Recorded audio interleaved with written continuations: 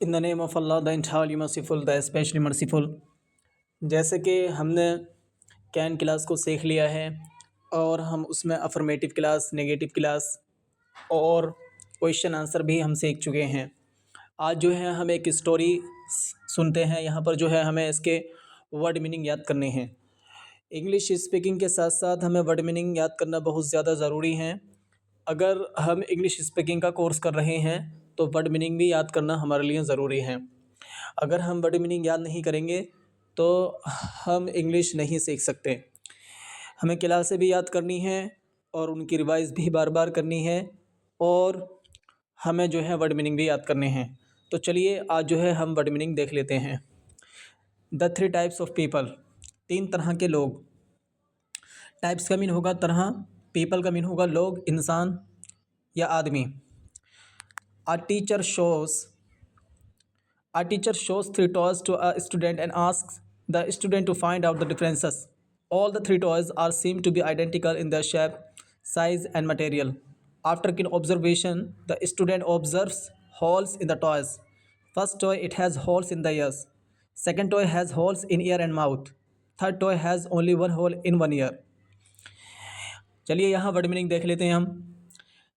Teacher شو کا مین ہوتا ہے دکھانا، اور ٹوائے کا مین ہوگا کھلونا، اور یہ جو ہے ٹوائز ہے تو اس کا مین ہوگا کھلونے۔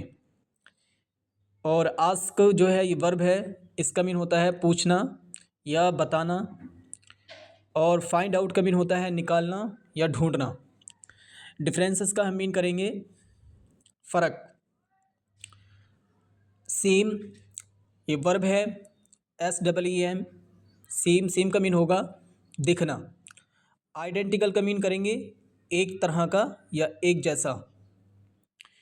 شیپ بناوٹ کو کہتے ہیں۔ سائز اور مٹیریل جو کوئی دھاتو ہوتی ہے یا کسی بھی چیز کا بنا ہوا ہے ایک ہی طرح کا وہ مٹیریل ہوتا ہے۔ کہ آفٹر کا مین بعد ہوتا ہے۔ کین بہت دھیان سے، یعنی کین کا مین ہوگا گہرا یا چھان بین۔ آبزرویشن کا مین ہوگا دھیان، تو بہت ہی دھیان سے۔ دا اسٹوڈنٹ آبزرو کا مین ہوگا دھیان دینا۔ ہولس سوراخ ان دا ٹوائز، ٹوائے کا مین کھلونا، ٹوائز کھلونے۔ First toy it has holes سوراخ، ایئر کا مین کریں گے کان۔ Second toy has holes in year and mouth, اور ماؤتھ کا مین کریں گے ہم منہ۔ Third toy has only one whole in one year. تو چلیے اب اس کا جو ہے ہم ٹرانسلیشن کر لیتے ہیں۔ ایک ٹیچر نے اسٹوڈنٹ کو 3 کھلونے دکھائے۔ مین کیا ہوگا کہ ایک ٹیچر نے اسٹوڈنٹ کو 3 کھلونے دیے اور اس سے کہا کہ اس میں جو فرق ہے یہ بتائیں۔ مطلب یہ جو 3 کھلونے ہیں ان میں آپ کو جو ہے فرق بتانا ہے۔ اور وہ جو تینوں کھلونے تھے دیکھنے میں، بناوٹ میں، سائز میں اور مٹیریل میں بالکل ایک ہی طرح کے تھے۔ بہت زیادہ دھیان دینے کے بعد اس اسٹوڈنٹ نے دھیان دیا کہ یہ جو کھلونے تھے اس میں جو ہیں سوراخ ہیں۔ پہلا جو کھلونا تھا اس کے دونوں کانوں میں سوراخ تھے، دوسرا جو کھلونا تھا اس کے ایک کان میں سوراخ تھا اور ایک منہ میں سوراخ تھا، تیسرا جو کھلونا تھا اس میں صرف ایک ہی کان میں سوراخ تھا۔ Then with the help of needle, the student puts the needle in the ear hole of first toy. The needle comes out from the other ear in the second toy. When the needle was put in ear, the needle came out of mouth. And in the third toy, when the needle was put in, the needle didn't come out. وہ جو student تھا اس نے ایک دھاگے کی مدد سے، اچھا یہاں پر جو نیڈل ہے اس کا مین سوئی بھی کریں گے ہم، اور اس سوئی کو بھی بولیں گے ہم جس میں ہم دھاگا ڈالتے ہیں، اور جو انجیکشن لگانے والی سوئی ہوتی ہے اس کو بھی ہم نیڈل ہی کہتے ہیں، اور سوئی کا ٹرانسلیشن بھی ہوگا۔ اور یہاں پر دھاگا پرونا اس کو بھی ہم نیڈل ہی کہیں گے۔ تو وہ جو اسٹوڈنٹ تھا اس نے جو ہے ایک دھاگا منگایا، پٹس دا needle in the year whole of first toy, اور اس نے وہ دھاگا پرو کر وہ ایک کھلونے کے کان میں ڈالا۔ دا needle comes out from the other year, وہ جو دھاگا پرویا تھا وہ دوسرے کان سے बाहर आ गया। जो दूसरा खिलौना था, जब वो धागा उसके कान में डाला गया तो वो मुंह से बाहर आ गया।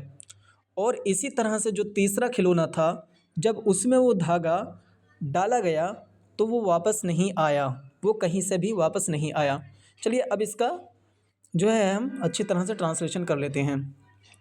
उस स्टूडेंट ने जो है एक सुई मंगाई और उसमें धागा पिरोकर वो एक कान में डाला तो वो जो है दूसरे कान से निकल आया।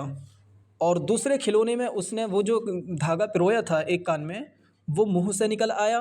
और इसी तरह से जो तीसरा खिलौना था, उसमें जब उसने वो धागा पिरोया तो वो कहीं से भी वापस नहीं निकला। First toy represent those people around you who gives an impression that they are listening to you, all your things and care for you, but they just pretend to do so after listening. As the needle comes out from the next ear, the things you said to them by counting on them are gone. So be careful while you are speaking to this type of people around you who doesn't care for you. सबसे पहले जो है हम इसके word meaning देख लेते हैं। Represent का मीन होता है दर्शान, रिप्रेजेंट का मीन होता है बताना, रिप्रेजेंट का मीन होता है बताना, ये वर्ब है। और दूस का मीन होता है वो सब। अराउंड का मीन होता है हमारे आसपास या इर्द गिर्द। और who gives an impression, who का मीन होता है जो, यानी जिसके बारे में हम बात कर रहे हैं, एक शख्स के बारे में, तो यहाँ पर बात करेंगे हु। गिव एन इम्प्रेशन का मीन होता है दर्शाना या तासुर देना। लिसन का मीन होता है सुनना। All your things and care for you, care का मीन करेंगे हम देखभाल। But they just pretend, pretend का यहाँ पर मीन करेंगे बहाना बनाना, नज़रअंदाज करना, बहाना बनाना या बहाना कर देना। टू डू का मीन होता है करना। After listening as the needle comes out, तो यहाँ कम आउट जो है इसका मीन बाहर निकलना होगा, ये वर्ब है। फ्रॉम द नेक्स्ट, नेक्स्ट का मीन होगा अगला या आगे। द थिंग्स मतलब चीज़ें। Again by counting on them, you said to them by counting on them, तो काउंट ऑन का मीन करेंगे हम भरोसा करना, किसी पर विश्वास करना या किसी पर एतमाद करना या भरोसा करना। और गो का मीन जो है यहाँ पर हम करेंगे बेकार होना या ख़राब होना, गो का मीन ख़राब होना भी होता है। सो बी केयरफुल, केयरफुल का मतलब है ध्यान रखना या बचना। केयरफुल मुतनब्बे होना या किसी चीज़ से बचाव करना या ध्यान रखना, केयरफुल का मीन होता है। While you are speaking to this type of people around you who doesn't care for you. चलिए अब इसका जो है हम ट्रांसलेशन देख लेते हैं। सबसे पहला जो खिलौना था वो खिलौना उन लोगों के बारे में बताता है जो आपके आसपास रहते हैं और जो ये दर्शाते हैं कि वो आपकी बात को अच्छी तरह से सुन रहे हैं, या जो कुछ भी तुम उनको बताते हो वो सब बातें आपकी अच्छी तरह से सुनते हैं और वो आपका ध्यान रखते हैं। लेकिन वो ऐसा करने का सिर्फ एक बहाना कर रहे होते हैं जो तुम उन्हें बताते हो। जैसे कि वो जो सुई पहले खिलौने में डाली थी वो दूसरे कान से वापस आ गई थी, तो इसका मतलब ये है कि एक कान से सुनना और दूसरे कान से निकाल देना, मतलब इस कान से सुना और इस कान से निकाल दिया। जो कुछ भी तुमने उन्हें बताया था यकीन करके या विश्वास करके, यानी जो कुछ भी तुमने भरोसा करके उन्हें जो कुछ बताते हो वो सब बेकार हो जाती हैं। तो ज़रूरी है कि ऐसे जो लोग हैं जिन पर तुम विश्वास कर रहे हो, तो इस तरह के लोगों से तुम्हें बचकर रहना चाहिए, और जो आपके आसपास होते हैं और ये लोग जो हैं आपकी परवाह नहीं करते। चलिए आगे हम जो है वर्ड मीनिंग देख लेते हैं। सेकंड का मीन होता है दूसरा, सेकंड तो दूसरा खिलौना। रिप्रेजेंट का मीन है बताना। Those people who listens to you all your things and gives an impression, give an impression का मीन होता है दर्शाना या तासुर देना, that they care for you, but as in the toy the needle comes out from mouth, these people will use your things, use का mean होता है इस्तेमाल करना या प्रयोग करना, and the words you tell them against you by telling it to others and bringing out the confidential issues for their आउन purpose. तो ब्रिंग आउट का मीन होगा निकालना, ब्रिंग आउट का मीन है लाना या निकालना या जाहिर करना। कॉन्फिडेंशियल इश्यू मतलब जिस कोई ऐसे भरोसे वाली चीज़ जो आपके लिए समस्या बन जाए। फॉर देयर आउन पर्पज़, आउन का मीन होता है अपना, पर्पज़ का मीन करेंगे हम मकसद या मतलब। तो चलिए अब इसका जो है हम ट्रांसलेशन देख लेते हैं। दूसरा जो खिलौना है ये उन लोगों के बारे में बताता है जो आपके पास इर्द गिर्द रहते हैं, मतलब ऐसे लोग जो आपके पास रहते हैं, ये खिलौना उन लोगों के बारे में आपको बताता है जो तुम्हें इस तरह से दर्शाते हैं कि वो आपका बहुत ज़्यादा ध्यान रखते हैं, और लेकिन दूसरे खिलौने की तरह, जैसे कि दूसरा खिलौना था उस खिलौने की तरह, ये जैसे कि दूसरे खिलौने में जो सुई थी वो एक कान में डाली थी, उसमें जो धागा डाला था वो मुंह से निकल आया था। तो ये इसी तरह के लोग होते हैं जो कि तुमसे बातें सुनकर और इससे फ़ायदा उठाते हैं, मतलब जो कुछ आपने बताया उससे ये फ़ायदा तो उठाते हैं, लेकिन ये दूसरों को बताकर आपके लिए कॉन्फिडेंशियल इश्यू पैदा कर देते हैं, मतलब ये जो है आपके लिए तकलीफ़ का बाइस बन जाता है। ये लोग दूसरे लोगों को आपकी बातें बता देते हैं। तो बेहतर है हमें जो है इस तरह के लोगों से बचकर रहना चाहिए। Third toy, the needle doesn't come out from it. These kinds of people will keep the trust you have in them. They are the ones who can count on. Third toy, तीसरा खिलौना, the needle doesn't come out from it. Come out का mean होता है बाहर निकलना, और this kinds of people will keep का mean होगा रखना, और कीप द ट्रस्ट विश्वास रखना, यू हैव इन देम का मीन होता है उन सब पर। They are the ones who can count on. तीसरा जो खिलौना था जिसमें धागा पिरोया था लेकिन वो कहीं से भी वापस नहीं आया था, मतलब वो धागा कहीं से नहीं निकला था, जो तीसरा खिलौना था उसमें से धागा कहीं से नहीं निकला था। तो ये वो लोग होते हैं जो तुम्हारा यकीन करते हैं, मतलब जो तुम्हारी परवाह करते हैं। तो बेहतर है जो इस तरह के लोग हैं आप उन पर विश्वास करें, मतलब यही लोग वो हैं जिन पर आपको विश्वास करना चाहिए।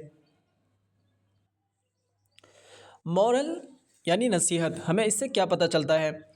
ऑलवेज स्टे का मीन होता है ठहरना या रुकना या रहना। इन अ कंपनी, कंपनी का मीन होता है साथ में या सोहबत में। Of a people who are loyal and trustworthy, people who listen to what you tell them are not always the ones you can count on when you need them the most.